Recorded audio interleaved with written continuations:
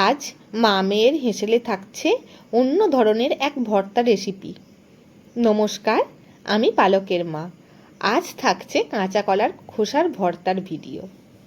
তার জন্য প্রথমেই দুটো কাঁচা কলা সেদ্ধ করে কাঁচা কলা থেকে খোসা আলাদা করে নেব।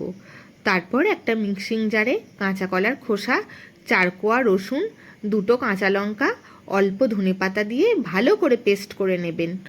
আপনারা চাইলে শিলনোড়াতেও বেটে নিতে পারেন।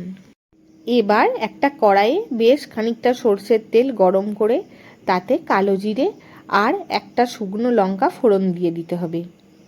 এরপর কালো জিরে থেকে একটা সুন্দর সুগন্ধ বেরিয়ে এলে তাতে ওই পেস্ট করে রাখা খোসাটা দিয়ে দিতে হবে। তারপর ভালো করে নেড়ে নিয়ে তাতে স্বাদ মতো নুন দিয়ে আবার ভালোভাবে মিশিয়ে নেব।